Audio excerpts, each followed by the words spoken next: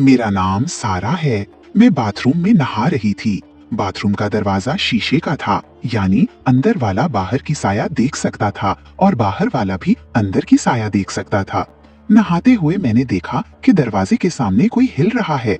ये देखकर मैं एकदम रुक गई। फिर मैंने सोचा कि ये क्या हो सकता है। शायद कोई इत्तेफाक से वहां से गुजर रहा है या कुछ और कर रहा है।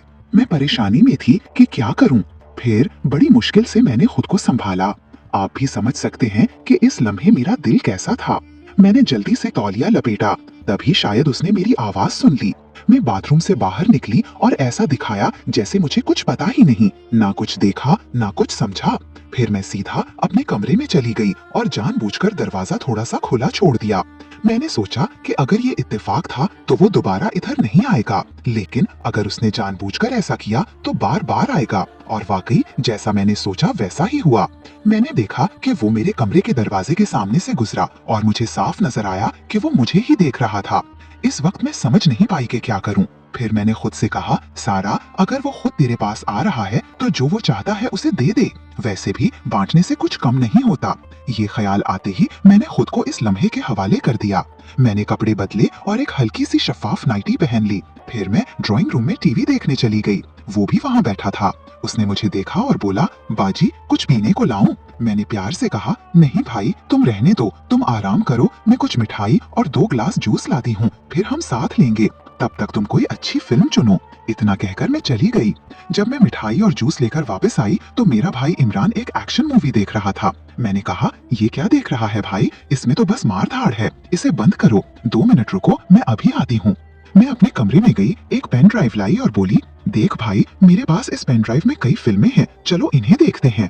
दोस्तों, मैं आपको बता दूं कि मैं सारा अपनी पेन ड्राइव की फिल्मों की आदी हो चुकी थी। मेरे शौहर की वफात के बाद, अल्लाह उनकी रूह को सुकून दे, मैंने फैसला कर लिया था कि अब जो भी मुझसे शादी करेगा वो सिर्फ मेरे पैसों के लिए करेगा। इसलिए मैंने तय किया कि मैं अकेली ही अपनी जिंदगी जीऊंगी और दोबारा शादी नहीं करूंगी। तब से मैंने वो सब शुरू किया और इन फिल्मों को अपने पास रख लिया। जब भी दिल करता मैं इन्हें देखती और खुश रहती। लेकिन अब जब मुझे अपने भाई पर भरोसा हो गया तो मैंने सोचा कि ये किसी और से तो बेहतर है। वैसे भी मैं एक बार अपने भाई को आजमा सकती हूँ। ये कहानी तब शुरू हुई जब मैं बेवा हुई। मेरे शौहर के घर वाले मेरे साथ नहीं रहते थे क्योंकि मैंने लव मैरिज की थी और उन्हें हमारा प्यार मंजूर नहीं था। मेरी माँ मेरे प्यार के साथ थी तो उनकी रजामंदी से मैंने शादी कर ली। मेरे शौहर मुझे कराची ले आए जहाँ हम खुशी खुशी रहने लगे। लेकिन हमारा साथ सिर्फ 4 साल का रहा। एक रात पार्टी से वापस आते हुए हमारा एक्सीडेंट हो गया। मैं बच गई लेकिन मेरे शौहर मुझे छोड़कर चले गए। तब से मैं उनकी यादों के साथ इस 2 कमरों के घर में अकेली रह रही थी। जब मेरी माँ को मेरे शौहर की मौत की खबर मिली तो वो मुझे दिलासा देने लगी और बार बार कहती कि वो मेरे भाई इमरान को मेरे साथ रहने भेज दे। वो कहती, सारा, कब तक अकेली रहोगी? लोग तरह तरह की बातें करते हैं। मैं कहती, माँ, मुझे अकेले रहने दे, मैं खुश हूँ। लेकिन माँ कहती, नहीं, शादी कर ले। मैंने कहा, शादी बिल्कुल नहीं माँ। फिर माँ बोली, ठीक है तो इमरान तेरे साथ रहेगा। मैंने कहा, ठीक है, भाई को भेज दो, लेकिन शादी के लिए दोबारा दबाव मत डालना। इसके बाद इमरान मेरे साथ रहने आ गया।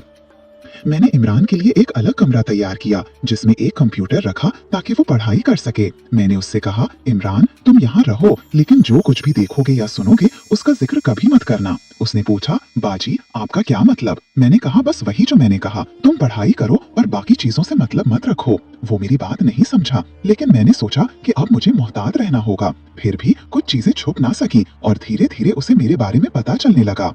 अब वापस मौजूदा वक्त पर आते हैं। जब मैंने जूस और मिठाई रखी और पेन ड्राइव की फिल्म शुरू की तो इमरान बेचैन हो गया। मैंने जानबूझकर ऐसा किया था। मैंने पूछा, क्या हुआ भाई, इतना परेशान क्यों हो? उसने कहा, हाँ बाजी, मैं परेशान हूँ। मैंने पूछा, क्यों, क्या हुआ? उसने कहा, कुछ नहीं बाजी। मैंने पूछा, फिल्म कैसी लग रही है? उसने कहा, बाजी, ये क्या चला रखा है? ये तो परेशान करने वाली फिल्म है। मैंने कहा, क्या शर्मा रहा है? वैसे मैंने तुम्हें कल देख लिया था। वो चौंक रहा और बोला, देख लिया मतलब? मैंने कहा, हाँ, मैंने तुम्हें बाथरूम के दरवाजे की झिरी से झांकते देखा और शीशे के दरवाजे से तुम्हारा साया भी। मैंने तुम्हें मेरे बेडरूम के सामने से गुजरते भी देखा। उसने कहा, हाँ, लेकिन वो इत्तेफाक से हुआ बाजी। मैंने कहा, झूठ मत बोलो वरना मैं नाराज हो जाऊंगी। सच बोलो, अगर सच बोला तो आज की रात तुम्हारी जिंदगी की सबसे यादगार रात होगी। उसने हिम्मत करके कहा, हाँ बाजी, मैंने आपको देखा था। मैंने पूछा, तुमने ऐसा क्यों किया? उसने कहा, बाजी मैंने कल रात आपको देखा और सुना जब आप अपने कमरे में थी। आपकी आवाज अनजाने में निकली तो मैं आपके कमरे की तरफ गया, लेकिन जो देखा उससे मैं बेचैन हूँ। मैंने पूछा, क्या देखा? उसने कहा, बस इतना ही बाजी। मैंने कहा, अच्छा अब बताओ क्या चाहते हो? उसने कहा, क्या मतलब बाजी? मैंने कहा, फिल्म में जो हो रहा है वो देख रहे हो ना? उसने कहा, हाँ ये तो पागल कर देगा। मैंने कहा, क्यों पागल कर देगा? उसने कहा, बाजी मैं जवान हूँ, ऐसी चीजें देखकर क्या होगा? मैंने कहा, कुछ नहीं और बहुत कुछ। आज मैं तुम्हें वो एहसास दिलाऊंगी जो तुमने पहले कभी नहीं लिया। दोस्तों सच कहूँ तो ना उसे यकीन हो रहा था ना मुझे नहीं पता था कि मैं ऐसी कोई चीज कर सकती हूँ, लेकिन वो लम्हा बहुत खास था। मुझे बहुत वक्त हो गया था, इसलिए मैंने सब भुला दिया और इस लम्हे में खो गई। मेरा भाई इमरान अब जवान हो गया था। वो ऐसा था कि कोई भी औरत उसे पसंद कर सकती थी। वो सब कुछ जानता था, लेकिन मुझसे थोड़ा डरता था। जब मैं फिल्म की हीरोइन की तरह उसके सामने आई तो उसका हौसला बढ़ गया। फिर हम उस रात एक दूसरे में खो गए। मैं बार बार उसकी तरफ बढ़ी और वो भी मुझ में डूबता गया। आखिरकार मैंने कहा, बस कर इमरान, मैंने अपना हक ले लिया, अब और नहीं चाहिए। उसने कहा, लेकिन बाजी मेरा दिल अभी भरा नहीं, मैं और चाहता हूँ। मैंने कहा, मैं हूँ ना, जो चाहिए ले लो। फिर उसने कुछ ऐसी चीजें की जो मैंने कभी ख्वाब में भी नहीं सोची थी। वो मेरे लिए नया था, जैसे पहली बार तजुर्बा कर रही हूँ। मैं यकीन नहीं कर पा रही थी कि मेरे साथ क्या हो रहा है। वो तजुर्बा मेरे ख्यालों से परे था। मैं बहुत खुश थी क्योंकि ये एहसास अनोखा था। इस दिन से हमारा रिश्ता बदल गया। मेरा भाई हर रोज मुझे ढेर सारा प्यार करने लगा।